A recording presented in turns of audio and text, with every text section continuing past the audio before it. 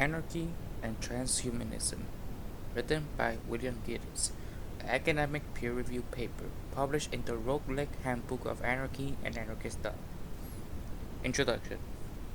The term anarcho-communism is a relatively recent one, and barely mentioned in the 1980s, probably adopted by the early 2000s and only really popularized in the last decade. But it represents a current of thought that has been presented in anarchist circles and theories since William Godwin, tied to drive of perpetual improve and perfect our social relations with the drive to perpetual improvement and perfect ourselves and our material conditions and our bodies. The idea behind anarcho-transhumanism is a simple one. We should seek to expand our physical freedom just as we seek to expand our social freedom.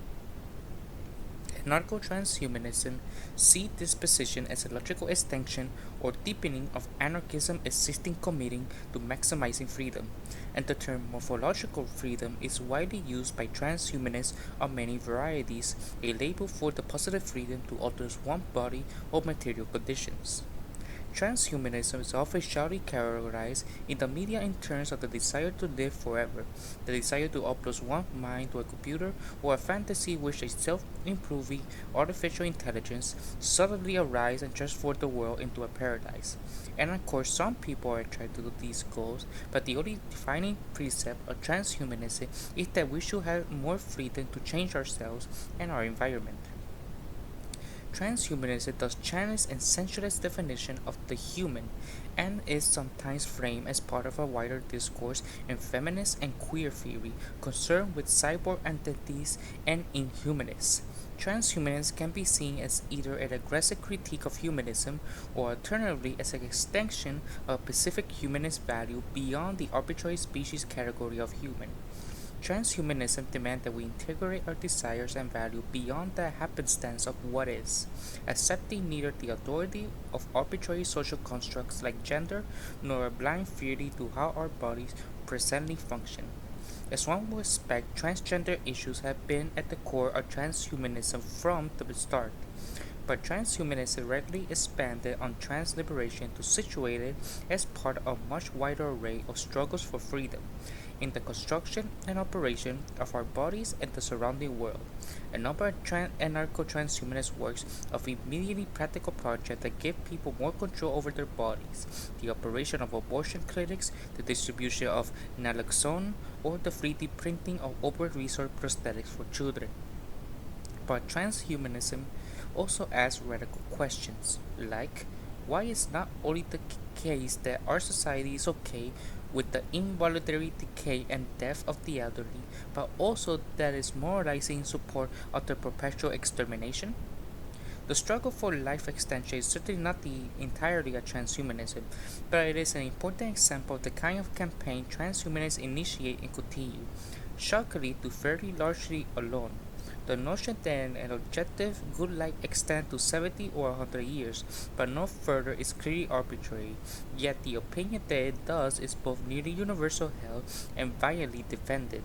Many early transhumanists were shocked by this response, but it illustrates how people can easily become staunch defenders of existing catastrophes for fear of otherwise having to reconsider standing assumptions in their own lives. In the same way that people would defend mandatory military service or murdering animals for food. The argument for death are clearly defensive rationalizations, and rational response are easy to formulate. Death gives its meaning. Yet how is death at 70 years old meaningful than a death at a 5-year-old or a 200-year-old? If an 80-year-old woman gets to live and work on her poetry for another 5 decades, does that really undermine your capacity to find meaning so badly that you prefer to see her murdered? We will not get another argument is we will get bored. This seems nothing more than a call to build a world that isn't boring. Never mind the wild possibilities embedded in both anarchism and transhumanism. It will take almost 300,000 years to read every book in existence today, and those are books that are not considered lost. There are already 100 million recorded songs in the world. There are thousands of languages with their own conceptual ecosystems and their own poetry. There are hundreds of fields of inquiry, rich and fascinating, which they immerse yourself. There are vast arrays of experience and novel kinds of relationships to explore. Surely we could do with a few more centuries at least, and that's including only human, and mention other alien civilizations or hypothetical AI culture. Another argument is all static perspective will crowd out the world. It's pretty absurd and horrifying to distinctly appeal to genocide as the best means to solve the problem of the rigidity of people's perspective or identities. Over 100 billion humans have died since the arrival of Homo sapiens on the scene. At best, they were only able to cover the tiniest sliver of their subjective experiences, their insight and dreams, before everything else inside them was arbitrarily snuffed out. People said that every time an elderly dies, it's like a library being burned to the ground. We already lost 100 million libraries. There are no doubt infinite myriad ways we might live and change, but it would be strange indeed if the sharp binary of something massive and irreversible laws that is currently standard were universally ideal. Life extension is an illustrated example that gets to the heart of what transhumanism offers as a continuation of anarchism radicalism. As the capacity to demand the unexamined norms or conventions justify themselves to challenge things otherwise accepted. Anarcho-transhumanism breaks down any other common operational assumption about this world, just as to seek to expand and explore the scope of what is possible. Radicalism is all about pressing assumptions and models into alien contexts and seeing what breaks down in order to better clarify why dynamics are more fundamental rooted. Anarcho-transhumanists seek to advance anarchism through the kind of clarification to get it into better fighting shape so it can deal more effectively with the future. It makes it capable of fighting in all situations, not just those specific to particular contexts. It's easy to say all this talk of distant science fiction possibility is an irrelevant distraction. Anarcho-transhumanists really don't advocate abandoning the day-to-day of anarchist struggles and infrastructure building, but is a forward thinking that is often one anarchism's biggest advantage. Indeed, it is arguable that a great deal of anarchism potency has historically derived from its correct predictions, and this is a widespread pattern. Without the internet is obviously the site of major conflicts today, many of the freedoms still provided by very one decade ago by radicals who were tracing out the ramification and importance of social phenomena and institutions long before the state and capitalism caught up or grasped the ratification of certain battles. On the other hand, if there's one takeaway from the last 2 centuries of struggle, it should be that it often takes radicals a really long time to feel response to new development. Anarchism has accepted very slowly to changing conditions. It frequently takes a decade or more for anarchists to try out various approaches, settle on the good ones, and proceed to populate them. Today, radical leftists have an increased tendency to dismiss futurism, instead just shrug and say, we'll solve that problem through praxis. But what that dismissal often boils down to is, we'll figure it out through trial and error. When the shit hits the fan, we don't really have time for years of error and stumbling. Theorists and activists finally coming around in large numbers of the realization that the simplicity of radical responses and their slow adaptation times often left them predictable to those in power. Their distinctual responses already integrate into rulers' and bosses' plans will result that their struggle effectively serve as a pressure veil for society, inversely helping to sustain a city institution practice rather than undermining and transforming them. It seemed bizarre and disconnected to try to determine exactly what anarchism really means by freedom in a teleological context, which cells and individuals are not clearly defined and conventional appeal to autonomy fell short.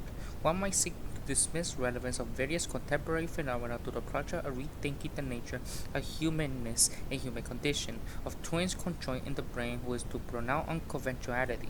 It might seem to treat multi-cameral minds as irrelevant or marginal, or to treat the possibility of brain-to-brain empathetic technology as too remote to be worth even consider, never mind the couples who already utilize limited prototypes. To parochial context, leaving a superficial soon to be inadequate historical tendencies, incapable of speaking more broadly or clearly any depths of rudeness in our ethical positions. It's important to clear, however, proactive consideration that the possible is not the same thing as small-minded prefigurations. Anarcho-transhumanists are not making the mistake of demanding a single specific future, a laying out a blueprint, and demanding that the world comply.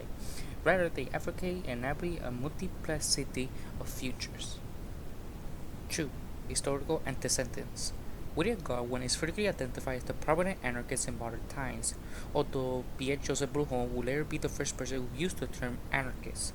Godwin was a prominent utilitarian philosopher and novelist, but was eclipsed by his partner Mary Wollstonecraft, often identified as the first modern feminist, and their daughter Mary Shelley, often identified as the first science fiction novelist. Godwin called for the abolition of the state, capitalism, and many other forms of oppression, but also linked to his emancipatory agenda with far-seeing calls for the radical extension of technological capacity, consider possibilities including life extension and the defeat of death. Godwin was just one of many historical anarchists who spoke in sharply transhumanist terms. Voltaire declared, for instance, praised the development of greater technological freedom as on the end goal as an ideal life in which men and women would be as gods, with God's power to enjoy and to suffer, and talk of the gradual transformation of both humanity and our environment has been common throughout anarchist ranks. Historically, one of the most prominent populators of anarchism, Enrico Malatesta, framed anarchism as a never-ending march toward greater freedom. What matters, he declared, is not whether we accomplish anarchism today, tomorrow, or within the 10th century, but we walk towards anarchism today, tomorrow, and always. Anarchism, as early as Joseph de Jacquet, dabbled in wild science fiction describing future worlds with machines that automate doing the laundry, washing the dishes, etc. And many pressed further still, in particular Russian anarchists and socialists, just prior to the Bolshevik Revolution, embraced a wide variety of avant-garde movements with extreme techno-scientific aspiration. Most striking among them was the Cosmics movement. Cosmic thinkers advocate radical life extension, the emergence of human and machine, and the spread of consciousness beyond Earth. While many Cosmics were socialists rather than anarchists, were eventually consumed by the USSR, influencing both the space race and the Soviet culture. Their slogan, like the storm the heavens and conquer death, have been widely adopted by anarcho-transhumanists today. Though the sweeping term cybernetic is less used today by scientists, the self-conscious cybernetic movement attracted considerable attention and intellectual energy from the 1960s through the 70s. This movement was obviously a split between military-industrial complex camp and the radical socialist or anti-authoritarian camp, but the political divide was practiced more messy. For instance, the anarchist Walter Pitts, a homeless runaway who raised money to fight against Franco, became one of the founders of cognitive science. Many of these fiends of cybernetics, like feedback and self-organization complex systems, were obviously directly in line with anarchist thinking and have been cited and referenced by anarchists within more mainstream activist milieu. Those in the open source and free software movement and often derive transhumanist implications from their ideas. What if the kind of freedom exemplified by free software were amplified to everything? What if our bodies and environment conditions were made as open source and reconfiguration as we like our computers to be? Many anarcho-transhumanists today see their transhumanism as simply an extension of the values of openness and ultra agency that drive the free software and free hardware movement. There are, of course, a number of broad transhumanist themes in the broader society that have influenced different lineages of anarcho-transhumanists. They range from common notions of Prometheanism, the interpretation of Nietzsche, to Afrofuturism, to countless subcurrents of feminist and queer thought. 3. Practicality. The majority of anarchists around the world are activists who work in immediate struggle from feeding the homeless to resisting immigration restriction regimes. It is unsurprising then that their focus are primarily practical. The most common objection made by many anarchist activists to anarcho-transhumanism is that focusing on the future takes away the transformative practice in the present. This is often bundled with a critique comment on the modern left of the abstract and concept-centered political practice and theory of everyday life. Yet it is worth considering the ultimate conclusion of such an orientation. If we live directly in the present with no reflection, we should be self-aware. Mental recursion, modeling ourselves, others, and our world is central to consciousness itself. What defines a mind as mind is a capacity proactively to think a few steps ahead to avoid rolling immediately down the steep slope like a rock, but instead to grasp our context in the landscape of our choices and possible paths, and sometimes to choose ones that don't immediately state. If they statiate. There are always the danger of becoming ungrounded, but futurism in no way implies a disconnect with the struggle of the present. It does, however, have implications for what we prioritize the present. For example, refusing to accept a reform that might improve our lot in the short term but seriously embedded our capacity to struggle in the future. Liberals are famous for their dismissal of the future, an attitude which they use to justify short-sighted actions like ecological devastation and granted the state ever more power over our lives. There's a sense in which we sometimes need to improve our lot of the short term just to keep fighting that we must always be aware of what we're trading away.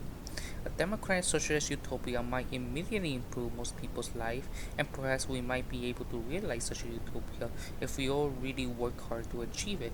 But there's a limit of the improvement a state-based solution will achieve, and such a putative utopia was in place, its authoritarian tendencies might depend, with the result that it's become even harder for future generations to overcome. In addition to illuminating challenges to the road ahead, anarcho-transhumanism offers direct insight into our daily struggle and our continued resistance against the state. If fascism is so powerful, why has it been totally triumphant? Our world could be so much worse than it is. Despite all the sources of contemporary elite powers, all the vast wealth and coercive force they accumulate, all the ideological and infrastructure control, all the systems and planning and surveillance, all the ways humans are by default inclined to counterfeit fallacies, cruelty, and tribalism that have clearly been massively embedded on every front, and those societies or movements that have sought to embrace the strengths of authoritarianism already have failed. Anti-authoritarianism, despite myriad shortcomings and imperfections, have won time and time again. The host of those inferior to absolute power, to mindless surrender, violent simplicity, or legion. Yet grassroots activists have crippled their ambitions, outflanked their worldviews, bogged down their campaigns, sabotaged their projects, creatively struck back, preempted them, and changed the landscape out from under their feet. Free people are better inventors, better strategists, better hackers, and better scientists, exhibiting the very tendencies transhumanism embraces, tendencies of extraction, reflection, and charm. The ideology of power fails because it is necessary, weakens, a leverage complexity. Philosophies of control innately seek to constrain the possible. Freedom is about unleashing it. Having more tools means having more ways to approach a problem. The choices some tools provide can be superficial and can extend limited impact. Choosing certain tools can take the range of available choices in other ways, but at the end of the day, it is possible to maximize freedom without also continuously expanding one's toolset. Expanding degrees of freedom in techniques typically empower attackers over defenders. Where there are more avenues by which to attack and defend, the attackers only need to choose one, but the defender needs to defend all, with the result that the defenders are rigid, extended institutions, and infrastructure prove harder and harder. Thus, in the broadest lens, technological development ultimately bends toward empowering minorities to resist domination and makes cultural habits of consensus and autonomy increasing necessity because in some sense everyone has a veto. Similarly, information technology unleashes a positive feedback loop and increased social-cultural complexity, while early, crude information technologies like radio and television were seized and controlled by the state and capital to form a monopolistic infrastructure promoting monolithic culture. The wide array of technologies we blurred together as the Internet had empowered people to resist this tendency and promote an increasing complexity of fluid discourse and subcultures. This provides an amazing source of resistance because it makes man's control harder and harder. What is hip moves so fast and so diverse and contagious the politicians and businesses stumble more and more when trying to exploit it.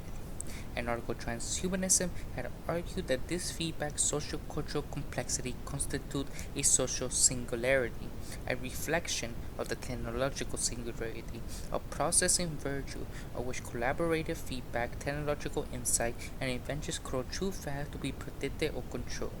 Silicon Valley is desperately trying to avoid the reality that the net profitability of the entire advertising industry is in decline.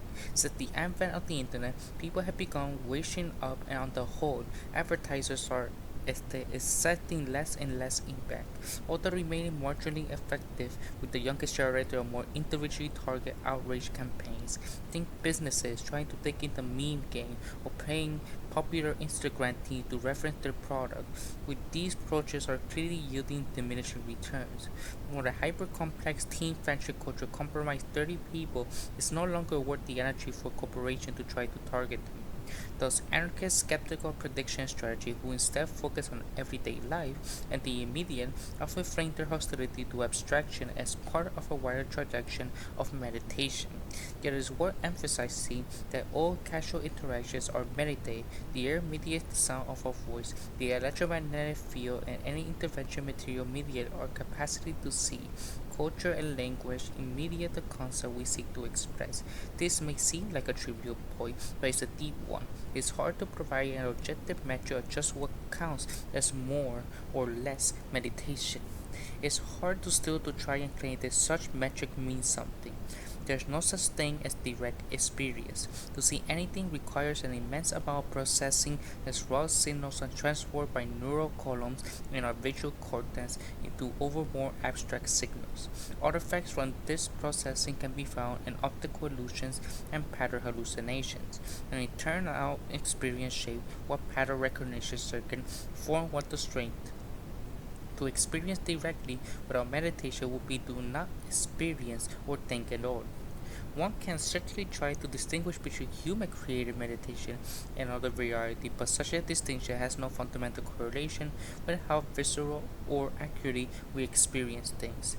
Or there's a different flavor of danger when someone tamping or censoring your community mesh Wi-Fi network. Such interest or sabotage implies in various ways to all our means of communication, including cultural and linguistic constructs. It's nonsensical to talk of more meditation rather than different flavors with different contextual benefits and drawbacks. Even anarcho-primitivists like John Searson wears eyeglasses to improve its overall capacity to visually experience and engage with the world around him. In this respect, he is a transhumanist. In many ways, modern technology can be used to expand the depth and richness of our engagement with nature and each other. 4. Contra primitivism. For the most part, anarcho-transhumanism has emerged as an explicit response to anarcho-primitivism. Many anarcho-transhumanists in the early aughts were former primitivists. As a result, unlike broader transhumanist movements which tend to engage minimally or not at all with primitivist critique, anarcho-transhumanism was founded in many ways as a response to primitivist concerns. The anarcho-transhumanists emphasize that transhumanism isn't a claim that all tools and applications of the art in all contexts totally wonderful and without problematic aspects to be considered, navigated, rejected, challenged, or changed. Nor is transhumanism as an embrace of all the infrastructure or norms of tool use that currently exists. Transhumanists hardly imagine that all technologies are positive in every specific situation. The tools are never that tool never have bias or inclinations, or that some arbitrary specific set of higher technology should be imposed on everyone. Rather, transhumanists merely argue that the people should have more agency and choices with regard to the way in which they are engaged with the world. Being more informed and having a wider array of tools to choose from is critical. In the broader sense, technology is just any means of doing things, and freedom is the availability of more options or means. While they recognize there will inevitably be a lot of contextual complications in practice, at the end of the day, transhumanists want more options in life and in the universe. Much some way, the anarchists have argued for the availability of as many different tactics as possible. Sometimes one tactic or tool will be better for a job, sometimes not, but expanding freedom ultimately necessitates expanding technological options. What they elaborate about our current condition is the way in which technology is suppressed until we are allowed is a single technological monoculture, often with some very sharp biases. On the other hand, some simple or primitive technology are supposed or erased. On the other hand, technological development is viciously slow or curtailed thanks to intellectual property laws and myriad other injustices. Similarly, the condition of capitalism and imperialism distort what technologies are more profitable and thus what line of research are pursued. It does not mean that technological inventions under capitalism are innately corrupt or unless, and it certainly doesn't mean that we start entirely from fresh cloth, ignoring all discoveries and knowledge accumulate along our trajectory. But many of the interesting commonality of our forms that are standards in our existing society would be unsustainable and undesirable in a liberated world. For instance, there are many ways to make people the photovoltaic solar panels when the People's Republic of China reportedly used slave labor in immediate domain the sea strips and poison the vast walls of land. Such action should lower the cost of certain rare earth minerals and thus steer money more towards research focused on photovoltaic approach, the use of the artificial cheap minerals rather than towards alternative viable research branches that use more common materials. Military forces in the Congo already allow for the replacement of the Canadian cotton mine with slave workings in horrible conditions. Or, if they consider another example, 2 centuries ago, employees were not much more than simple mirrors. Augusto Moncho demonstrated a fully functional and, at the time, cost-effective solar stream engine at the World's Fair, who had gone into mass production had the British not won the battles in India and enabled them to effectively enslave large populations and put them to work in coal extraction, the dramatically driving down coal prices. It is a simple fact that institutional violence frequently alters the immediate profitability of certain lines of research. Primitivists oversimplify the situation that the excess must necessarily be the only way at the certain technologies. It is also frequently implied that a single linear arc of development, such as everything is dependent upon everything else, ignoring often enormous latitude and diversity of options along the way, is the failing and investigating the vast potential of reconfiguration. If the discussion of civilization, for example, is necessarily going to involve sweeping and oversimplified narratives, our actual history is far more rich and complicated than any tale of simplistic historical force can account for. Systems of power have been with us for a long time and are deeply enmeshed in almost every aspect of society, our culture, our interpersonal relationship, and our material infrastructure. But if using the term civilization we mean to speak of some kind of characteristic or fundamental culture of cities, it begging the question to right denomination and from the start. There have always been constrained power dynamics in every human society for hunter-gatherers on up, while larger-scale society has naturally made possible more slowly progress of domination. Domination is not inherent in the structure of such societies. Although the historical context, cities have been quite diverse in their degrees and internal hierarchies and relations with surrounding societies and environments, a number of cities slumber left no traces of a hierarchy or violence. More egalitarian anarchist urban society didn't waste energy building giant monuments or waging wars, and thus less prominent in historical records available to us. Further, because we currently live under an oppressive global regime, it goes without saying that at some point any more libertarian society had to be conquered, and victors often intentionally destroy the records of those they subjugate.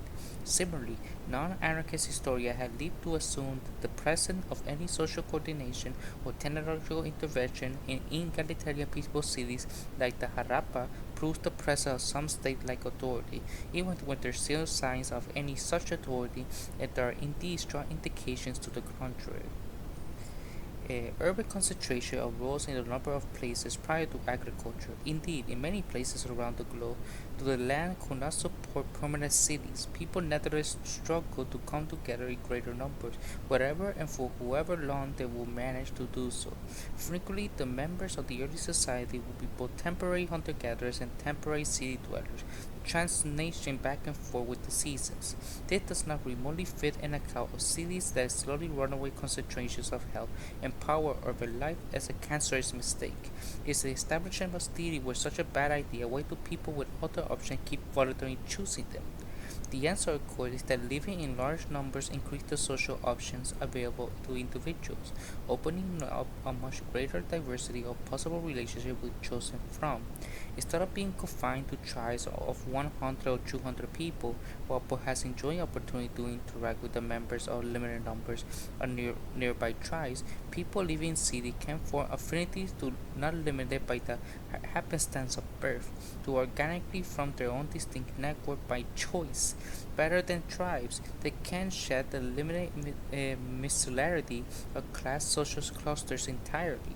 There is no good reason why your friends should all be forced to be a friend with each other as well. CD enable individuals to form vast panoplies of relationships, linking with the far larger and richer networks.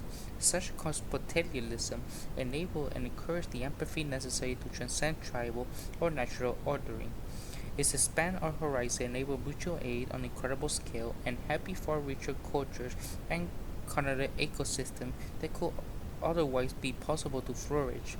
If there was any single defining characteristic, culture of cities, otherwise known as civilization, it is one of wild anarchy of unleashed complexity and possibility. Of course, large-scale cooperation enables technological development that expand the possible scope of our material conditions. We want is a world with teeming connections of cosmopolitanism, but without the centralization and sanitary characteristic of many civilizations. We want to feel the promise of radical potential of cities that had led humans to form them voluntarily again and again throughout history. This may not be keeping with our biology as Stone Age creature whose physical evolution has been incapable of keeping up with our cultural evolution, but so what? Of course, many primitives may well enjoy and acknowledge the benefits offered by the fruits of civilization. They may feel an affinity to the aspirations of anarcho-transhumanism, but nevertheless believe that transhumanism aspirations are pointless because of a permanent civilization collapse is inevitable. It's true that our present infrastructure and economy are incredibly brittle, destructive, and unsustainable, in many ways serving the interway with oppressive social systems. But so many other forms remain possible. Our global civilization is not so much magical whole, but a vast and complex battlefield of complete forces and tendencies. The inevitability of supposed coming collapse is a fact itself quite brittle. Any number of single development could massively detail it. An abundance of cheap, clean energy, for example, or the abundance of cheap, rare metals. Each will lead to the other because cheap energy means more cost-effective metal recycling. The availability of cheap metals means cheaper batteries and expanded access to energy resources like wind. The Earth is not a closed system, and for example, several major corporations are now racing to seize nearby asteroids so rich in rare material that successful asteroid mining could crash a metals market and shuttle nearly every mine on Earth.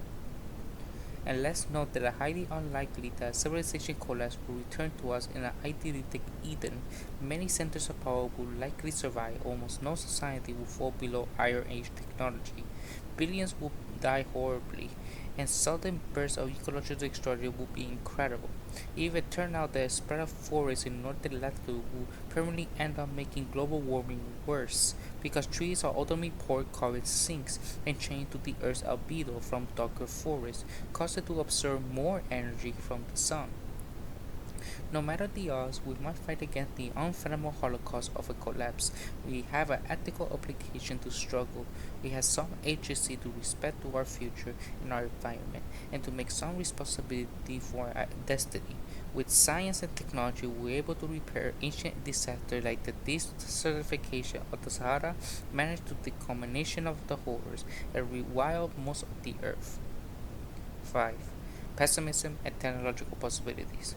One of the most common concerns with transhumanists derive from the misunderstanding of the distinction between physical double but not yet engineer and who knows. Much of this from ignorance of the relevant fields. Most people will have to argue over whether or not upside down treehouse would be possible to build. It would just require a bit of work. While some ideas are highly speculative and many of the days transhumanists talk about fall very far to the double side of the spectrum, there is no chance they're ruled out by physics, mathematics, chemistry, or the like. They don't require the assistance or use of wormholes, for example. The problem to stand in the way of reaching these transhumanist goals is merely engineering problems, albeit challenging ones. Problems of which plenty of experts are working. Problems and the established consensus is confident we can solve. Astromining, for example, is no more unimaginable and impossible today than placing satellites in Earth or orbit in the 1940s. We know we can do it, we know it will pay off, we just had to complete the amounts of fucking busy work in our way first. CRISPR, clustering regulated interspace short electronic repeats, was an amazing advance in gene therapy, but it was amazingly only in virtue of the suddenness of the breakthrough. Gene editing had never seemed strictly feasible. Estimates of how long it will be until a given technological development occurs are naturally subjective, but it requires conspirational science denialism to pretend that creating using mining robots to mine will somehow prove impossible hard or require so much human labor that the arrival at the scene would represent any sort of efficient gain. It is very common in radical leftist circles to hear the green technologies are mythical. This is deeply inaccurate. It is understandable that all corporate greenwashing media representatives of technology this does say to do little critical research and assume science has systematically overlooked things like the life cycle analysis. In fact, however, reductions in footprint by a fraction of 100 times or 1000 times will constitute a nominal difference for some trivial reform, and such reductions are in some cases highly probable. Humans may always be an effect in their environment, and the Earth's ecosystem has never been static. Our goal has not been some unchanging and sharply constrained lifestyle with literally zero footprint. Instead, we should seek to enable our ingenuity and exploration in ways that don't bulldoze the Earth. If we put a small fraction of the energy unlocked by hydrocarbon into solar energy, technologies that we have enough power to render hydrocarbon energy obsolete.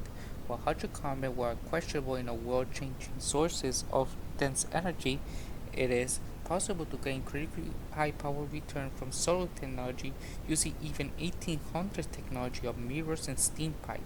There are a great many contents battery options, and the more of them being developed, for instance, the high density biochemical storage.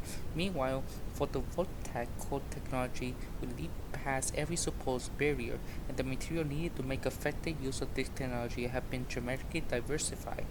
Options now on the table include quite simple approaches featuring tiny ecological footprints. The energy return on solar is close to 12 times and is rocketing upwards. The efficiency of solar technology had reached to the point at which governments like Spain had required solar power use to pay steep taxes to fossil fuels and centralized grid competitives. While nuclear energy still carries many extremely negative associations among the 80s eco-punk scene, sent many of these concerns on a valid in the context of the Cold War style reaction. Once built are highly centralized to be state-run, and for the work of only material capable of producing weaponized products. On the other hand, many liquid fluid theorem reaction design had literally no capacity to melt down, run on radioactive material already naturally in poisoning abundance on the Earth's surface, and leave remains with relatively low half-lives. Similarly, with some species reporting about cold fusion and over-enthusiastic claims about normal fusion in the 1980s, turned fusion into a laughingstock on the late-night television. It remained a reasonable and known source of credible clean energy, only limited by engineered challenges rather than any issue of basic science. Recent research have been littered with a chain of incremental success achieved in benchmark transcendence. While all these may provide cheap energy, the only safe way to reverse global warming at this point is with carbon negative technology that leaves behind solid carbon as a byproduct. Proven technology that do just this, from ancient gasification technology to array of algae farming approaches, are already available. The, the none of these have been widely adopted is a matter of policy, not science. State Biden subsidize our credible insufficient infrastructure because the maintenance on this infrastructure is beneficial to centralized large-scale economic entities. Similarly, much of our energy consumption presently goes towards war and previously supply and demand are aggressively distorted, and the environment costs are been systematically shifted away from certain companies and industry. It doesn't have to be this way. Technological development immediately expand options, which should come to no surprise that technological innovation isn't underwriting massive, centralized, hand-fisted structures, but instead encouraging organic, decentralized, and configurable approach along the lines of 3D printing and open access technologies. 6. Other transhumanist and Promethean political traditions. Transhumanism is quite a simple position, so there's a wide variety of people who have been attracted to it in various ways people have spun from it. Inevitably, some of them are short-sighted or reactionary, and many people's minds transhumanism conjure up images of far-right ideologies in Silicon Valley. Unfortunately, many reductionists and the reactionaries abandoned many transhumanists when they recognized its liberatory implications regarding gender, race, and class, instead embracing fascist for nerds movement called neo-reaction, an early predecessor and eventually component of the alt-right. In an amusing reversal, a number now hope for and advocate for the collapse of civilization. They expect that this will lead to a post-apocalyptic landscape which their motion of biological essentialism reigns supreme, which the real alpha man, quote unquote, rule as warlords, and the rest of us are used for raping, slaving, and hunting, or which are forced to back to tribal scale relations, better establish small scale nationalistic identity, social hierarchy, and traditionalism.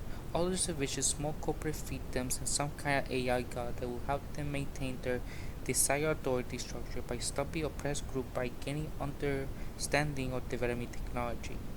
Anarcho-transhumanists are glad such currents have departed the broader transhumanist movement. At the same time, it must be admitted that the majority of transhumanists still precisely identify with liberalism, state socialism, social democracy, and similar democratic codes of power. Non-anarchist transhumanists are politically naive at best and dangerous at worst. Transhumanism without anarchism is totally unstable. A world in which everyone has increased physical agency is a world in which individuals are superempowered and thus obliged to solve disagreement through consensus and through everyone. It has a veto rather than through a coercion of majoritarian democracy. To provide people with tools built, also to drive someone and restrict from top down what they can do with those tools or what they can invent is impossible absent an extreme authoritarian system that suppresses almost all the functions of those tools.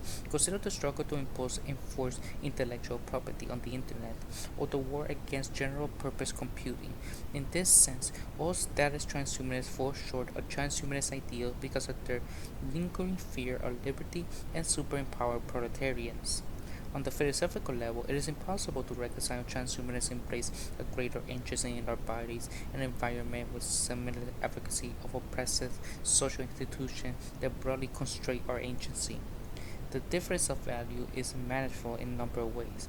Anarcho-transhumanists are obviously a lot less sanguine than statist transhumanists upon letting states and capitalists monopolize the control of development. A new technology that supports serious resistance, efforts intend both to attack oppressed centralized infrastructure and to liberate their research and tools for everyone.